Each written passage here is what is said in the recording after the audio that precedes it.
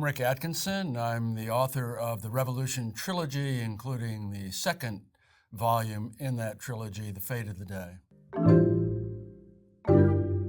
I'm a historian, but I also think of myself as a storyteller. I think history has to be told as a story. The most interesting place where I have looked for our story is Windsor Castle, just west of London, where the papers of George III, our last king, are kept.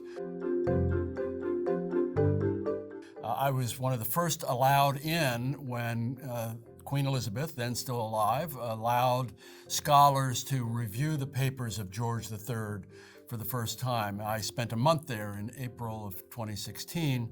Every day I would show my badge at the Henry VIII gate to get into the castle, and show my badge again at the Norman gate, and then I would climb 102 stone steps and 29 wooden steps to the garret of the Round Tower, begun by William the Conqueror in the 11th century. That's where the papers are kept. In gorgeous, oversized red binders. George was his own secretary until late in life when he began to go blind. He not only wrote his correspondence himself, he made the copies himself. And it's in those papers that you understand what it is that he thinks he's doing in waging war against his own people, Americans, for 8 years across 3,000 miles of open ocean in the age of sail. I use about 24 repositories to drag out the information that I'm looking for. They include the wonderful library in Ann Arbor that has an extraordinary collection of 18th century material, the New York Historical Society, the British National Archives. I'm always looking for the little flecks of gold in this archive or that archive that illuminate character, that illuminate a particular episode in our national history, that tell you something that you may not know. But when I find those little flecks of gold and I can use them to draw a three-dimensional portrait of the central characters and even the ancillary characters that are on the fringes who may just make a cameo in the story, that's very important to me, because I think that the tale needs to be driven by characters. It's about character.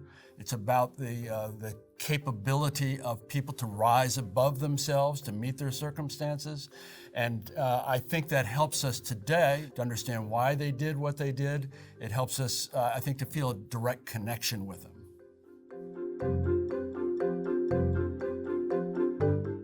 My hope is that readers of this book, including students, will see a direct connection between their lives and the lives of those who were swept up in the Revolution, because there is a direct connection. It's the basis for our republic. It's the basis for many things we believe politically about the rights of individuals. It tells us something about the sacrifice that was made, the blood that was shed, the reasons for risking their lives, in some cases giving their lives for a cause.